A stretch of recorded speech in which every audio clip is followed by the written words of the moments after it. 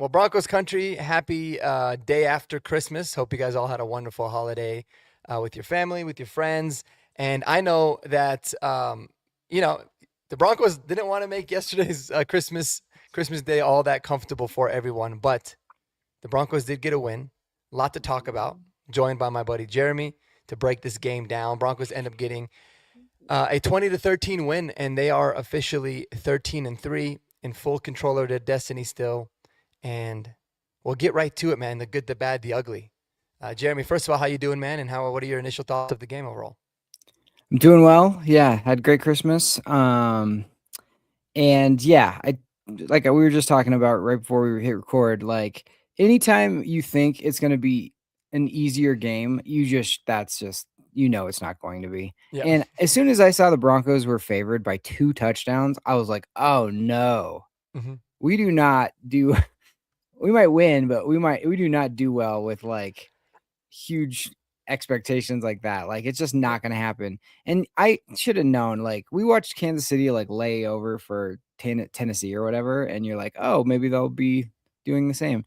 But it's like they're not going to do that to their division rival on Christmas with their everybody national TV with everybody watching. They're going to Yeah. give us everything. So yeah, that and I just want to say like a lot of people have a nice glazed ham for Christmas.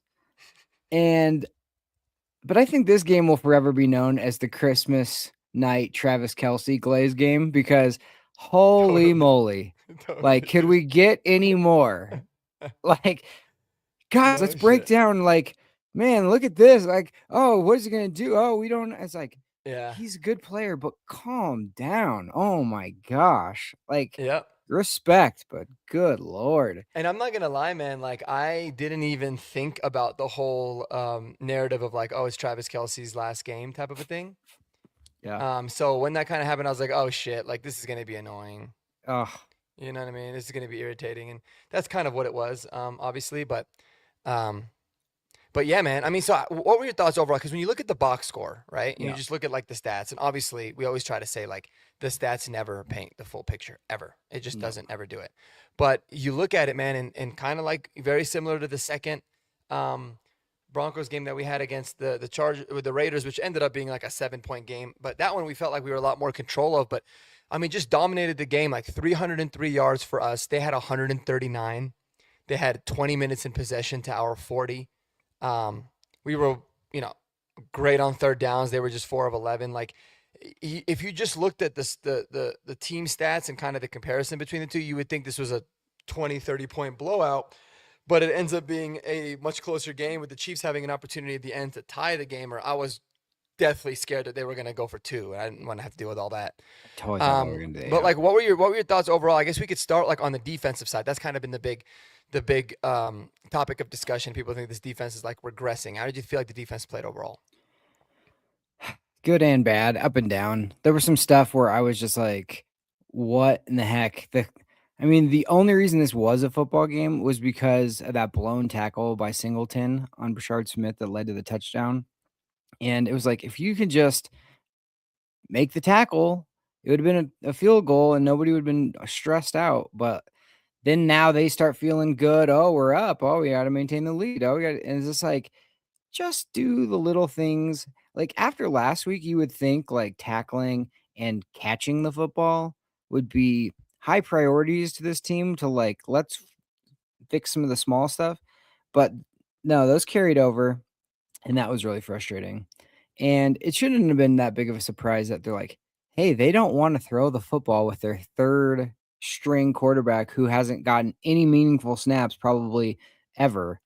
Um, so they're gonna run the ball and they're gonna like RPO everything and they're gonna have him running the football. Like that shouldn't have been that big of a surprise. Yeah, we did Yeah, keep him to low numbers, but it's like we'd give up a field or a punt that was a big return, and then all they needed was one first down, and then they could kick a long field goal. So it was just like stupid little things keeping them in it. But I think there was a certain drive. It was the drive after. Let me look at my notes here. There was a drive after. Remember that they went up 10-7, and their QB had fumbled it, picked it back up, and thrown it for a first down while Nick Bonito, instead of chasing the passer, was complaining for a foul, which it's in Kansas City. They could literally like pull your arm off your body and they're not calling anything against Kansas Yeah. City. So like just be prepared for that. So Mhm. if he doesn't keep maintaining, like he doesn't keep rushing the passer, he has all day to pick his own fumble up, completes a pass. Then the next play, he throws it deep. Patrick Surtain with a like ridiculous pass interference, which it was. It was just like he got lost, but he didn't need to. Mhm. And they got a field goal. So now they're up 10-6. And that was the drive after that was when we had that long sustained drive. And I felt like that's when we finally locked in and took control. This team Mhm. finally was like, okay, we're going to like focus. Yeah. And that was the turning point. So it shows you like when we want to do it, we can do it. We've seen that all Exactly. year long. Yeah. But it's frustrating that you just don't do it all the time.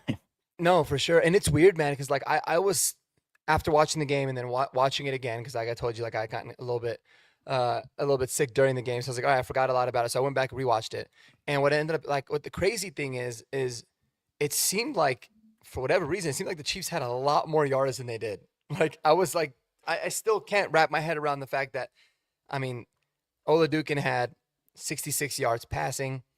They actually threw the ball more than they ran it, which was also surprising to me. They only had 82 yards rushing, so the overall efficiency wasn't good. But yeah, it seemed like again. It's almost like when the Broncos defense gives up plays, they're like big plays, Yep. or or they really like help flip the field or get the other team in field goal range. But it's like it's also kind of hard to complain and say, oh, the defense didn't play well when the other team really didn't have any any Yeah. yardage, like significant yards at all, And really, they only. I mean, I look at it like really they only gave up like 6 points. You talk about sustained drives. I mean, the touchdown drive that they had was on a short field after the interception. But yeah, very very frustrating. Just like you said, like when the team wants to lock in, they feel like they can. Otherwise, they kind of just they kind of play really conservative, and that's really what yesterday's game felt like.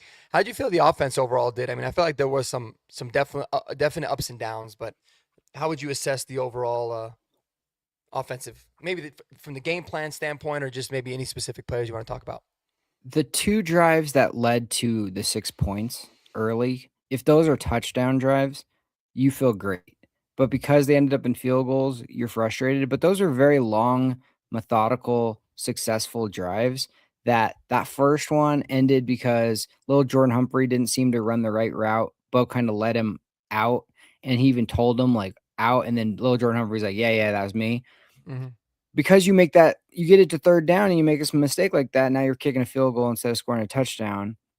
And then that would have, I mean, if we would have came out and put a 7 on them, I think the game could have been ugly early. Like I think they Yeah. could have maybe laid down. But because the they, we get the 3 instead of 7, and then they get that touchdown because we didn't tackle. It's a ball game, and now Yep.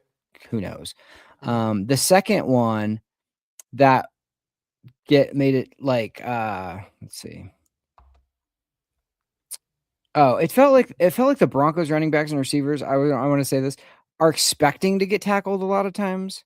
They're not actually getting tackled, they're expecting to get tackled, and therefore they're going down a little easier, where I felt like Kansas City's guys, they were making us tackle them 100%. Like, they Hmm. were, like, still leaning, still staying up, still doing that extra stuff, where our guys are kinda like, "Oh, the guy's here, I guess I gotta, like, start to fall down now," and it's like, you don't. The one thing I will say about RJ Harvey that I've seen the last couple of weeks is that mentality that I said about Terrell Davis back in the day. The first year when he was a rookie, he was like, don't try to do anything crazy. Don't make big plays. Just, be efficient and like go forward every play, but don't worry about making big plays. And then the second year, he was like, okay, make big plays because he was much more comfortable. RJ Harvey's starting to get comfortable where he's just like, oh, I can break this tackle. Oh, I can do this. Now he's still not hitting the hole. He's still thinking too much when he first gets the ball. He's not 100% sure. He's like, I know the ball's supposed to, or the play's supposed to go there. It's not there. Do I still go there or do I start to bounce or do I not? And now all of a sudden he's getting tackled in the Hmm. backfield or something like that. But, like, I do like when he gets a little bit of open field, he's like, I can break this tackle. I can make a big play. I can do that. And I've seen him kind of get that mentality the last two or 3 weeks. And that's a good sign because once he kind of feels comfortable on just the getting what you can that's open stuff, then he'll start to feel more comfortable of like, oh, I can break this tackle, or now I can bounce it out, or I now I can shake this guy or whatever. And he has done a good job. He had one yesterday where he got tackled because he thought too much early and then ended up he was going to the right. He shifted all the way back to the left, broke the tackle, and then instead of being like a 4-yard loss, he picked up like 5. And it was little things like that where you're like, okay, that touchdown last week, that was incredible. That was all that kind of a play. So those signs are very encouraging. And I'm excited to see more of that. But like, and Jaleel ran hard too, but I just felt like we don't have any players with yak ability of like, you throw it to them, they're going to break 2 tackles and take it to the house. Like they're like going to catch it, and then whoever's closest to them is going to like start to touch them, and then they're going to be like, okay, now I got to fall down. Yeah. And that just drives me nuts. And I wish we had somebody who could break something on his own. Yeah. No, I agree. There's definitely not a lot of make you miss guys. I mean, I think Kodiak had said it here in the chat. He had said, it seems like Harvey and Mims are the only dudes on this team with, the yards after catch ability. Yep. I would agree with that. There's not a lot of make you miss. I bet overall, like I liked the way, I like the effort that a lot of guys on offense played with, like specifically Bo. I thought he was juiced. I loved how he used his legs really well. I like to see the 9 carries for 42 yards in games like that, where you just need to extend plays. Obviously, the rushing touchdown was huge. I'm getting a little bit sick of Cortland Sutton and his drops, man. Like, not gonna lie, he's been really phenomenal for us this year. He's made a lot of really great plays. So I don't want to take anything away from him there, but like we always say he's good for a drop a game. Yesterday was abysmal. I thought he like 4. really was he was it was awful. The one in the end zone especially kills you because it was such a dime. Like the most perfectly thrown ball that you can possibly ask for. Just between 2 guys, hits Sutton right in his hands, and he ends up, dropping it. That could have really opened the game up. Instead what ends up happening, we settle for field goal, and instead of it being, 10-0, it's now 6-0. Or sorry, I think that made it, it would have been 10-7, but it ended up making it 6-7 there. So it was just one of those, I feel like every game it's driving me crazy. Like this guy's a leader on the team. He's the highest paid receiver, and dude, he's a vet. Like he's done it. He always seems to make the really hard catches and seems to drop the easy ones. So those are definitely some things that I'd like to see cleaned up. Overall, man, I thought Alex Forsyth played really well. Same. I don't feel like you heard anything from him. He was going up against Chris Jones a lot too, and excuse me, and he ended up, I thought, holding his own, playing really well. Bo Nix said something really interesting about him. He said he felt like Alex Forsyth is the hardest working player in the entire league.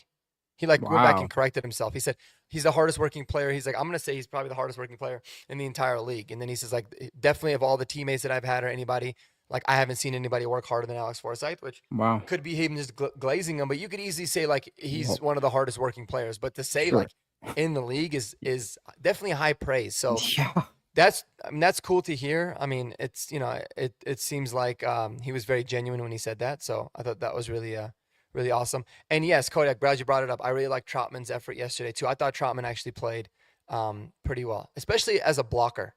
I noticed that he had a lot of really good blocks, sealed the edges pretty well overall. But man, what do we need to see from this team? Like, this is obviously a tough game to gauge because you knew they were going to go into it kind of like preseason level of, vanilla game plan, right? You don't really know what to expect from Chris Oladuke. Like I was talking to my friends about it, watching it with my brother and brother-in-law and some family, and I was saying, like, how do you even prep for a quarterback like this, right? Like you kind of have to be vanilla and just force him to do it. But what do you need to see from this team as we make this big playoff push, or especially going into the biggest game of the year, obviously the last game of the year next week against the Chargers?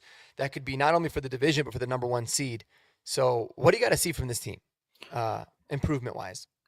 This game's hard to judge anything because you're like, you feel like they probably didn't know how to prepare exactly, other than you should expect them to be running it a lot, which, like, that doesn't, that's pretty obvious. But they probably didn't want to show very much either. Like, you don't want to like do anything too crazy where you're like that could be saving here on a game like Mhm. this. So it probably made sense that it's going to go down like this. Real quick before I get into like that more, I was surprised to see Wattenberg go on IR. What was your reaction to Yes, that? no, I'm glad that you brought that up. Actually, that's a really good point.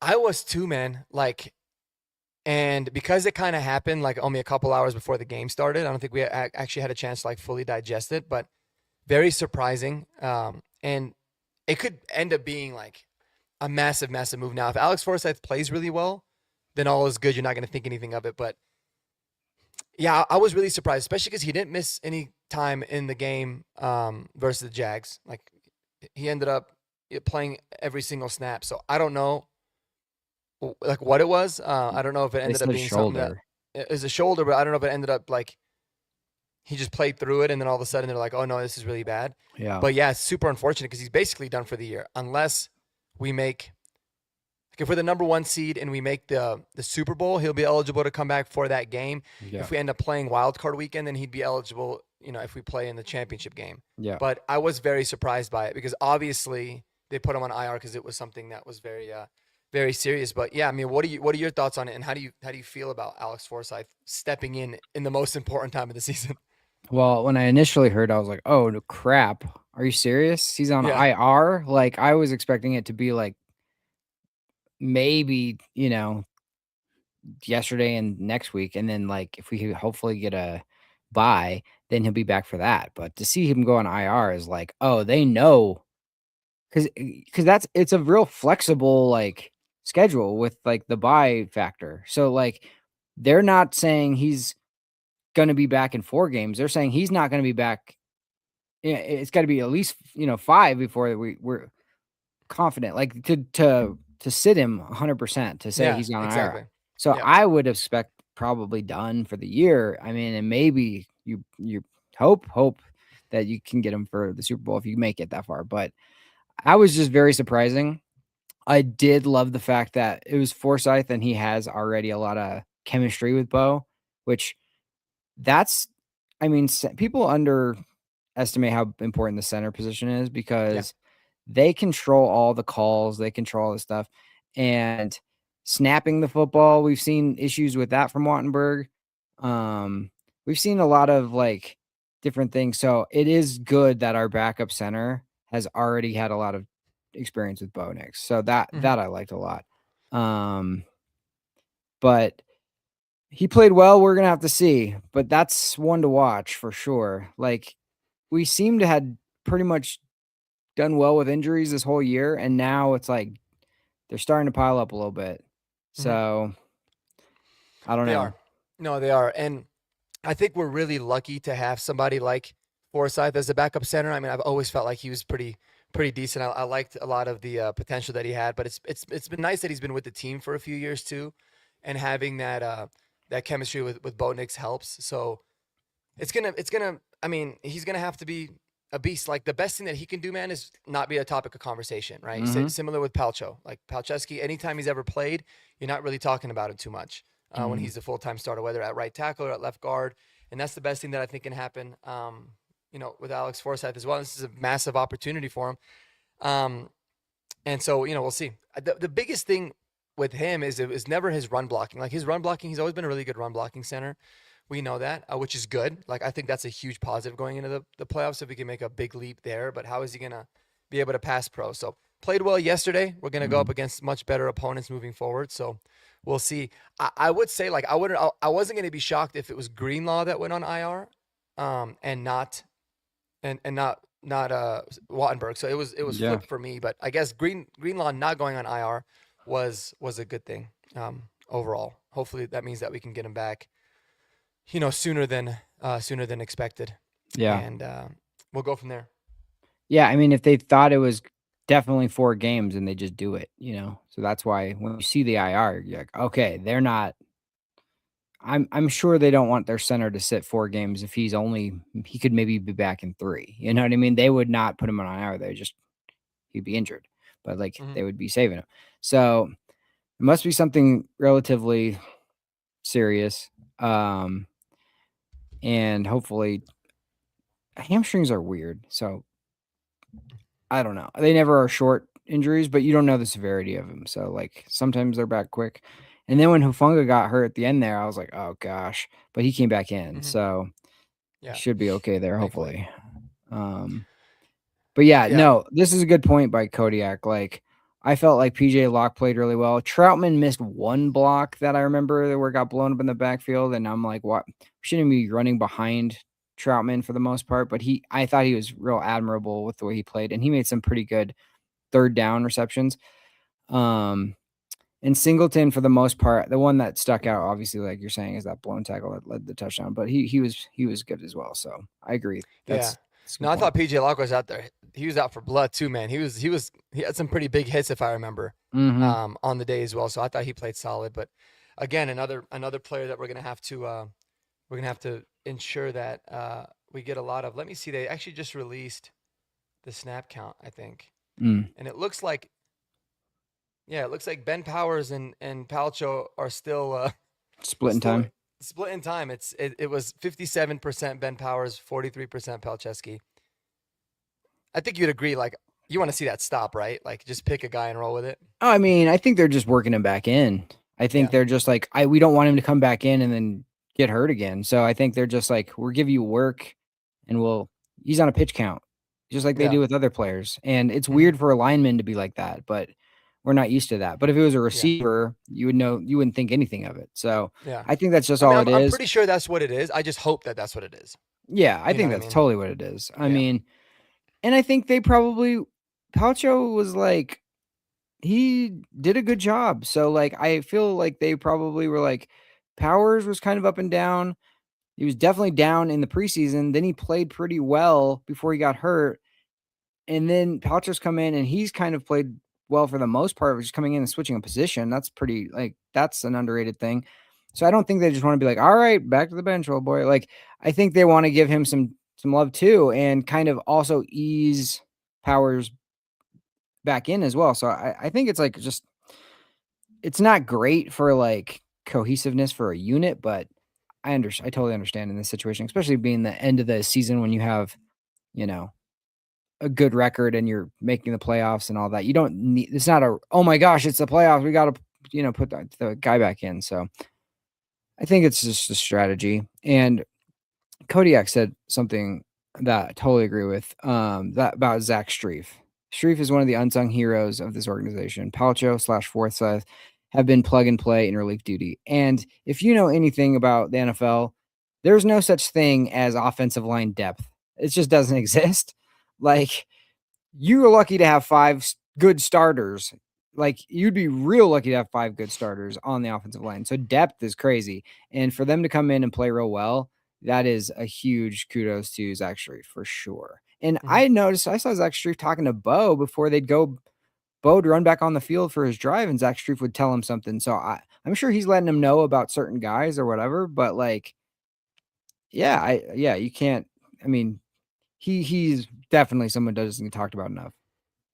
Yeah, well, and that offsides that they got him on was huge too, man. And I Oh, guess Mike Klis had said they had um they had Quinn Miners actually do the one that would fake the set hut. Like he was the one I guess that yelled it that's to right. kind of throw him off a little bit.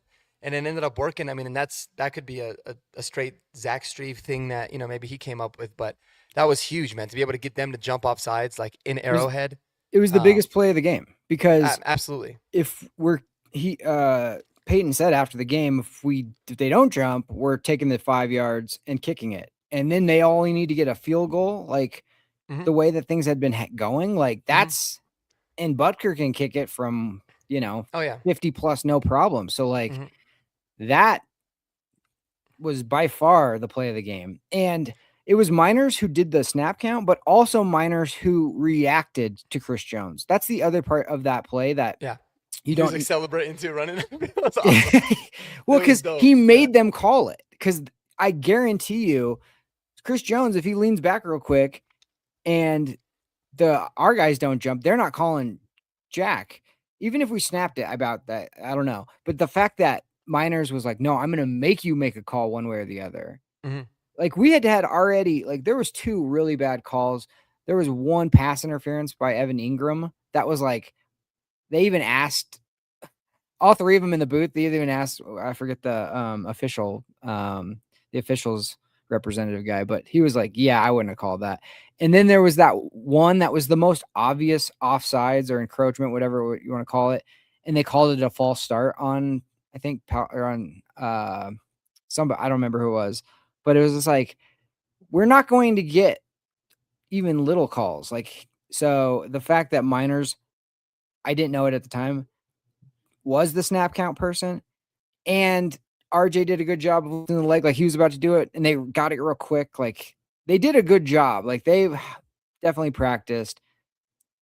Like do it with quickness and anticipation, so they're like on the line ready and getting them to jump. I was shocked. Personally, I was shocked, and the fact that it was Chris Jones that did it was like, oh my gosh, that's insane. Well, it was huge, just like you said. I mean, it was the biggest play of the game because not just obviously because it led to a touchdown, but it forced him to burn 2 timeouts. It took more time off the clock, and we end up closing the drive out with a beautiful beautiful throw to RJ Harvey as well there. So no, that was sick, man. And again, it's those small things and those critical moments that this team's done a really good job of all year, and obviously something that they need to continue going into the playoffs. And I mean, I agree with what Sean Payton said after the game. Like he's like, it doesn't have to be aesthetically pleasing.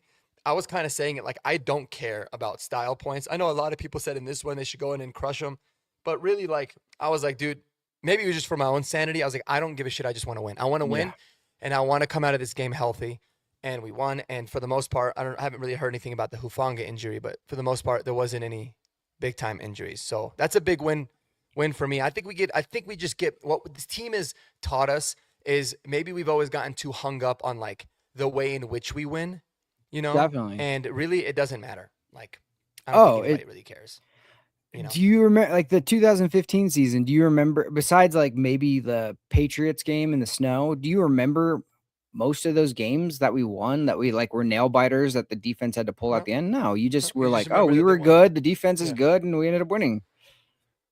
And that's how this team is. This team, it's like, it's just their way, which is like, it's frustrating. And I pray that it doesn't come back to bite us. But like, that's why we needed last week, because it was like one of those games where it's just like when we tried to turn the switch and we weren't able to like get stuff, or it was bad calls or whatever. Like you have to learn that lesson of like, don't get behind and then expect you can just do it. It's good to be able to do it, but you can't just live like expecting to do it. So that was what it was. So this next game is going to be real interesting. Because I mean, we're all hopeful that Houston beats Chargers tomorrow, but the fact that we all thought going before this season, I remember doing our predictions episode, and we all were like, I hope that the Christmas night game comes down to who wins the AFC West, and we take the title away from the Chiefs for the first time, blah, blah, blah. And like now it's like Chiefs are completely out of it. Like they're done. And then now it's like, nope, it was the next game against the Chargers. That's like, it could be for literally the 1 seed or the 5 seed. Like that's going to be the swing, which is crazy. Yeah, no, it's going to be a fascinating game, and I'm curious, like if the Chargers end up losing to the Texans, and they play tomorrow, which is cool. I mean, if they do, obviously the Broncos win the AFC West, so the game would be a much more important for Denver than it would for the Chargers. Yeah. And I was debating this with my brother, and I'm curious what you think about it. Like, do you think Harbaugh would sit most of his starters and not really care if he gets 5, 6, or 7 because of the injuries that they've sustained this year, and like, or maybe play like half the game? Or do you think they would go balls to the wall still to try to go into the playoffs as ready as possible? It's hard because Harbaugh seems like one of those like balls to the wall type of guy. I think most people would probably be like, let's do the smarter thing. but like, and maybe with their injuries they will. It's just more of his personality. He's like, I don't see him being the type of guy who's like, okay, guys, we're gonna just take this one. We're gonna play the backups and rest up. Now if they do play the starters, balls to the wall as far as who plays, I don't think they would show everything that they want to save for the playoffs. For like, I think it would be relative vanilla, and hopefully they can get a win. Mm-hmm. Um, Well, because there's a really good chance that we would play the Chargers if they lose, uh, especially if they lose against the Texans, and then let's say we beat them in Week 18. There's a really high chance they'll probably be the 7th seed, and if they win their first matchup, which they play the Steelers, I can see them winning that game. Oh There's yeah, a really high sure. chance we'd play them first round in the playoffs. Yeah, And and so again, you don't want to necessarily tip too much. And Sean, I don't think wants a tip. So it's like it would be a weird vanilla Yeah, but game you on also both still have sides. to win the game, right? Yeah. I mean, winning the game is massively important. So You're right. unless somehow the Patriots lose tomorrow or on Sunday, Which and they play the Jets, I think. Yeah. Shout out to Eli, but I don't see that probably happening. No, I don't either. That would be hilarious, but It would be.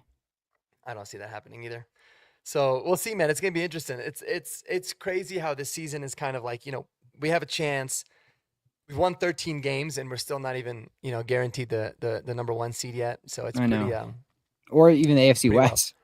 And I'm kind of in the boat of like, I feel like I want to play a Week 18 game against the Chargers. The Chargers have everything to play for. The Broncos have everything to play for. Like, even though that's very nerve-wracking, like that's kind of the way that you want to go into the playoffs, right? Like already playing a playoff game, high stakes. You're going to be at home, so that's going to be helpful. But maybe that's the best way to get ready for a deep playoff run. So that could be kind of best case scenario for Denver too. Obviously, yeah. If we win, if we lose, that would be brutal. Oh, yeah, and that just shows you the NFL. It's like you could win 11 games in a row and go 12 of 13 and still not be good enough. Be the 5 seed. To be the 5 seed. You know what I mean? Yeah. It's crazy. And then you could be the Steelers, who it's like barely above 500, but that's good enough. I mean, we've had years that way too. So like it goes up and down, but it does show you the strength of both these teams. I'm surprised the Chargers have been able to keep winning with their injuries and with Herbert having the broken hand and all that. So, I mean, got to give him credit for hanging in there and staying alive with that. No doubt. Real quick before I forget, 2 guys that I wanted to shout out that I thought had good games that probably didn't get talked about enough were I thought Michael Bandy had a couple good, nice plays. He had a big 3rd down catch. That was good. And Jonah Ellis, having him back, he's just making more plays. He's really intelligent player. He's sniffing stuff out, and he's that's a real luxury to have him back. Yeah, he's a beast, man. He really is. He's such a stud. Yeah, a huge fan of his. Thought the run game overall was fine. It was decent. I mean, I thought we were efficient running the ball. I love who RJ Harvey's becoming for sure. I'd like to see him be like a little bit more of a traditional running back as well. But yeah, man. I mean, Jonah's such a beast. He's such a good like. I think he's a phenomenal player. I love his effort, and it's such a great luxury to have like someone that can spell your starters, and him and Tillman, and they can still be very effective. And I can argue that in the last 2 games they've been better than Benito and Cooper have been. I agree when they've been on the field. So that is a good problem to have. No doubt about that. No doubt about it. Yeah, and I also I was going to ask you. People have been clamoring for Bo Nix to run more, and yesterday he did. And he picked up a lot of big plays running the ball, especially on 3rd downs and stuff. But that touchdown run, what did you feel about that overall? Oh, I loved it, bro. I thought it was awesome. Like I like the decision for him to run. Obviously him scoring was great. I love the way that he finished. What's nice about Bo is like you don't always worry about him taking too many shots because he's pretty smart with the kinds of hits that he takes. And I feel like if you're going to start to do that, you do that at this time of the year, like later in the year to extend drives. Cause obviously it's a, almost a win or go home type of mentality.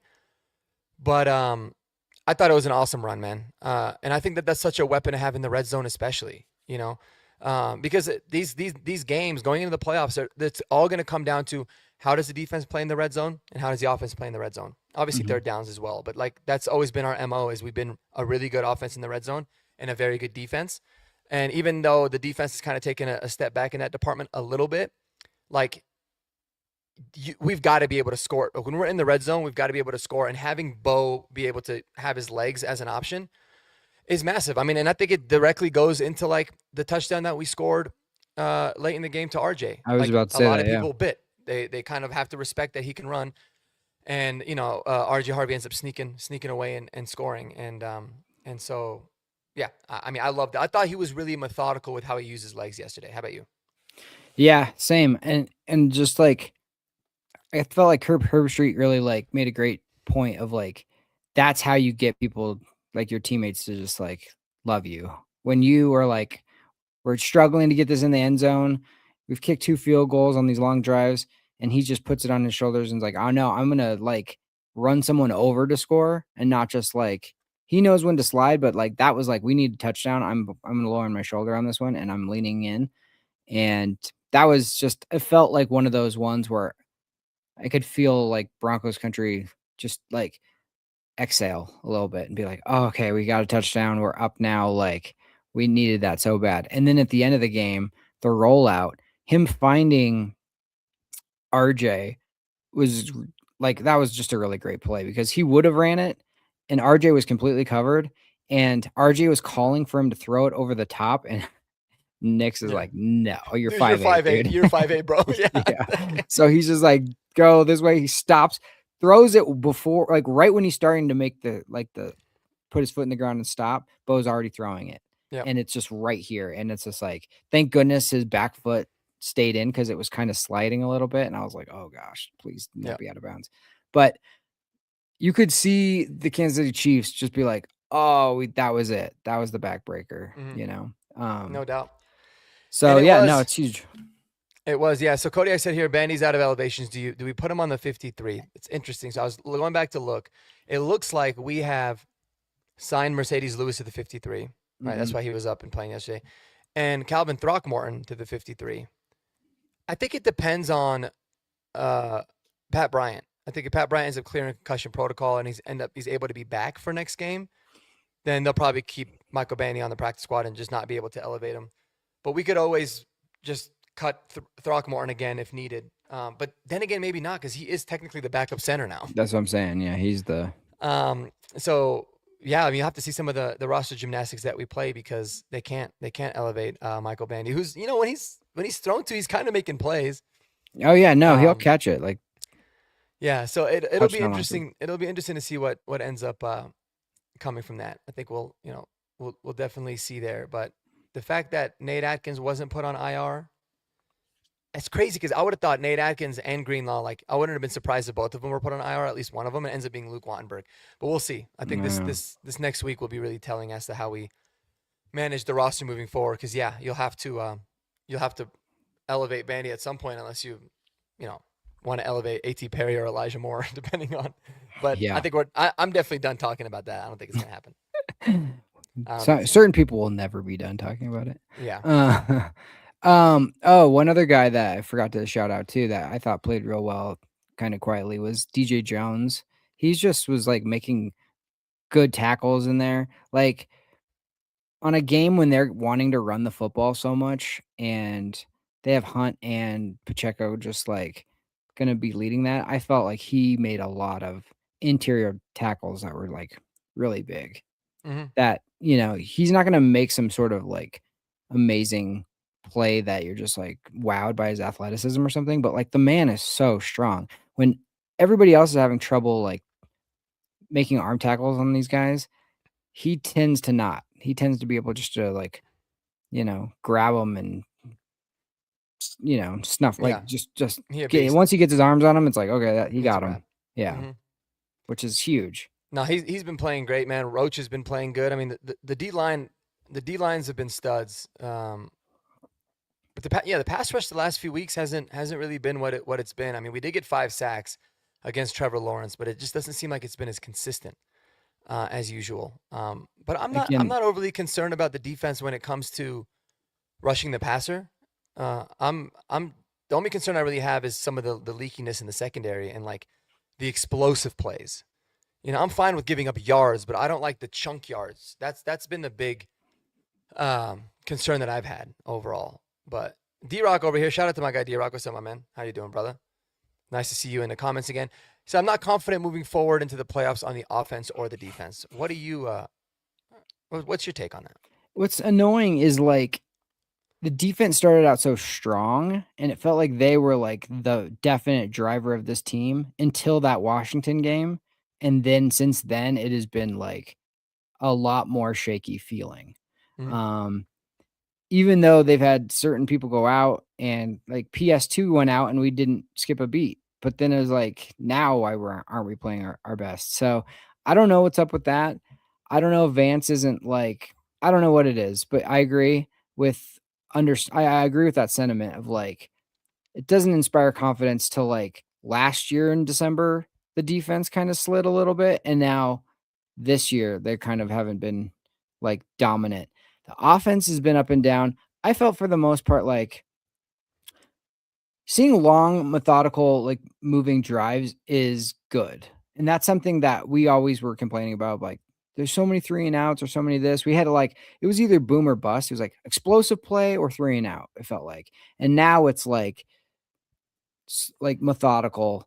Like, we're going to do like some 13 play, 19 play, whatever drives, and you're going to kill the clock. So I'm definitely more confident in the offense than I was in the beginning of the season, and the defense a little less. But I don't know. I wouldn't be surprised at anything. I could see the playoffs coming and the defense was totally locking up again, like totally Yeah, locking the other team up. totally. So I don't know. I'm not sure. Yep. No, I'm with Cody. Like I feel really good about this offense too. Surprising. I think it's that's what's frustrating is like right when the offense started to really click and get into a nice rhythm and get out of their own ways that were plaguing them for most of the year. That's when the defense kind of started to go to shit, I know. It's which is annoying. like so frustrating. But I think the offense has been really good, man. Like even in the Jaguars game, I don't think the offense was as bad as a lot of people said it was. I mean, was it Mm-mm. great? No, but they showed a lot of really good things at times.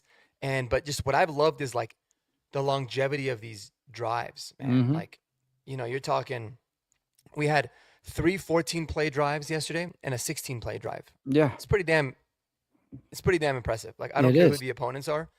That's pretty damn impressive. And the Chiefs defense is still pretty damn good. You know, Oh yeah. And the regardless of Chiefs were Mahomes performance. inspired. Oh yeah, big time, Like they big time. were that I could tell right from the first drive. I was like, this is not going to be easy. They're coming to hit people. They want to ruin our day. They want to ruin Yep. our No, chances. of So, course. Yeah. yeah, it was a good test. It's kind of nice to have like this little mini buy before the Chargers. And then if we beat the Chargers, have another buy. So it's like you're not getting this long extended off break. You're getting like a little break, big game, little break, big game.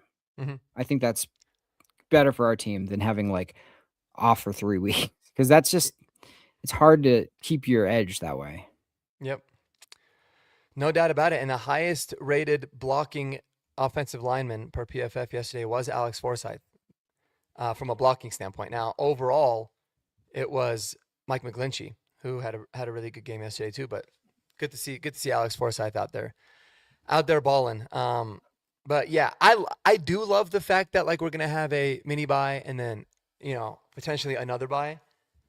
But it's also like it takes you out of your groove a little bit too. So it could be a problem. But overall, I mean, I think this team I think this team could really benefit from it, just getting some time to get their bodies right and get healthy and all that good stuff too, especially with some of the injuries. So crazy game, man. The Broncos do not like to make anything. They don't like to make anything easy. That we know. Uh, and Week 18 is probably going to be a lot of the same, nerve wracking, worrisome, all that stuff. So we'll see. Any final thoughts or anything else that you wanted to discuss before we wrap it up here? No, I mean, for the most part, it's just like if we can just correct the tackling and drops, like if that just gets fixed, I really like our chances against anybody. I Mm-hmm. like our spirit. I like how much we've grown on offense, and I like the experience on defense. But it's just going to come down to those two things. It feels like if Yep. we make if we make tough catches or just regular catches, we're going to keep the ball moving. And if we keep the ball moving, we're going to score points and touchdowns. And if we make tackles, they're going to have to punt. So, like, literally, it comes down to the most basic of all football things. So hopefully Sean is just going to, like, pound that, because that is just one of those things that was driving me up the wall. Like, Hufanga had one play yesterday where he just diagnosed this run so well. He ran all the way up, and then he whiffed on the tackle. It should have been a loss of, like, 6, and it ended up being, like, a long run. Mm-hmm. And it was just like, those are just the little things that if we can just fix, I really, really think. And a lot of people have said, and I agree, and I was thinking about it yesterday too, this next game's at home against the Chargers. If we win that, the next games in the playoffs will be home.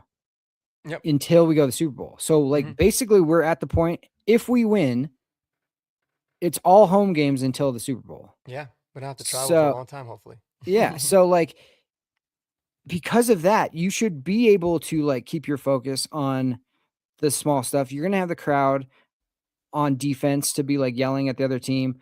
You should be able to get, to the pass rushers. Like, they're not going to be able to be they're going to have to be on a silent count. So it should help the pass rushers, because, like, their biggest trait is their get off.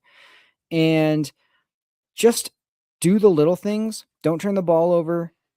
And I think we're built for the playoff. Like, this team is built in a way that it should be good for the playoffs. But now it just comes down to, can we do it? Can we just solve those little things? And we have no excuses because they're all at home, unless we lose.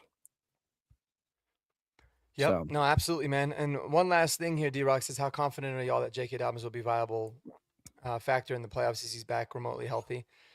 I've kind of eliminated that possibility from my head. I mean, it would be awesome, and I think he would be a pretty viable player, like if he's actually healthy when he comes back. But I'm not overly confident that's going to be the case. Foot injuries are weird. We kind of haven't heard anything about it, but what do you think? Yeah, I mean, if he's playing, that's a long time to be off and then just have him come back and he's 100%.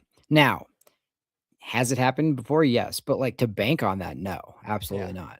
Like, that's all bonus at this point. Like, you have to, mindset-wise, you just have to be like, we have to do this without him. If we get him, great. But if not, nobody's coming to save it. Like, let's just do that. And I felt like the both Harvey and Jaleel ran real hard yesterday. Prentice did too. So that was good to see. I like that. I think, they're not complete backs. They're not all that right now. I think Harvey could get to that. But yeah, just keeping your fingers crossed for J.K. Dobbins to come in and save you is like, yeah, I don't it think would be amazing. I mean, it it would be would. awesome. I just don't necessarily think he's gonna be back. But if he is, that would be great. I think it would be a big benefit to Harvey too, because then he could kind of have a certain role that he's designated on, and he's obviously, if you need him to be your workhorse, he's gotten more experience now of being able to do that. And I feel like J.K. Dobbins, they would definitely limit him, and they would ease him back into it. But I think he'd be really effective still in his limited touches too. I mean, he's kind of shown that he can do that, being a vet. So that would be amazing, and we'll keep our fingers crossed for J.K. Dobbins, no doubt. But he's by far our best. Just, like, knowing where the hole is going to be patient when he's hitting it. Jaleel is like, I got to get as much as I possibly can, because once somebody gets their hands on me, I'm probably down. So I just need to go. And Harvey is like, I'm not exactly sure where I should go. Yeah. I think it's here, but, like, if it's not here, do I bounce, Yeah. And Dobbins is like, I know exactly. Yeah. Oh, real quick. Dobbins has been impressive. Go ahead. Yeah. Looking at yesterday's slate of games, this is just shows you how crazy of a year this has been. And I just was, like, thinking about it after the fact, and I was just like, that is so weird. There was 3 games on yesterday for the NFL on Christmas. It was the Cowboys and Commanders, which looks on paper before the season of, like, the Cowboys should be, like, chasing some big stuff.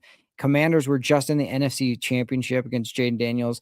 What a huge game for started out. That's going to be a massive game. Both teams are out of it. Doesn't matter. Second game, Lions Vikings. Vikings went 14-2 or whatever. They like had an unbelievable record last year, and the Lions look like Super Bowl champ, like Yeah. or Super Bowl contender, like juggernauts. Both those teams gone. Like it's like where are we at with those teams? Like turning it over 6. It's crazy. And Yeah. then the night game would have been this battle for the AFC West. Like who's gonna take it? Who's gonna be this team? And it's Denver who's like fighting for a 1 seed, while Kansas City's completely out of it, and it doesn't matter for them. It's just like the schedule makers were. So that just shows you what kind of a weird year that was. Yeah, I mean, you can only estimate, right? Like we looked at a lot of the games at the beginning of the year, and like, oh, that's going to be tough. Oh, that's going to be tough, and it ends up being like, oh no, the ones that we thought were going to be easier were tough, and the ones that we thought were going to be tough ended up being easy. Like you really never know, man, in You this don't. league, and that's what makes the NFL so great. Mhm. But yeah, definitely just super happy to get that game over with and move Exactly. forward. And yeah, appreciate you tuning in with me today, man. Thanks for everybody in the comments that was watching. We had about 75 people on the stream at one point, so it's Awesome. pretty good for the day after Christmas. But hopefully you guys relax, enjoy the rest of the long weekend, and Yes. we'll get talking about some the Broncos Week 18 game once we know a lot more information next week. And then be sure to tune in Horsepower Hour on Monday, 8 p.m. Mountain. You got anything that you're working on or that you want to, have everyone in the comments? Make sure you guys go subscribe to Jeremy's channel at Broncos Unbridled. But, if you want to maybe talk about your other socials or anything that you got working on. Yeah, I'm just working on like just some work projects that is going on right now. But it's nice to have this game over with on a third. I Yes. mean, as much as frustrating and as annoying that was to be like, we'd want to watch a Christmas movie or do this with the family, and now it's like the Bronco game. For me personally, it was like I was hoping we could be up by like 3 touchdowns at halftime and then be like, okay, maybe we can like I'll check in with it later or something. Yeah, But of course, exactly. that's not going to happen. But Nope. now we got the weekend and we have Saturday and Sunday football, and I can just relax. We won the game and it's over. So that's what I'm most looking forward to. Um, but yeah, Yep. I'm excited for horsepower, and I'm excited to watch the Chargers play as well, just to see. That's going to be a tough match against Houston. So Oh, yeah. Oh, yeah. No, it's going to be good. And it's cool that it's tomorrow, kind of the only game going on at the time, too, so we can pay full attention to it. But appreciate you guys, man. Go Broncos as always. And we'll catch y'all on the flip side. Peace out. peace out.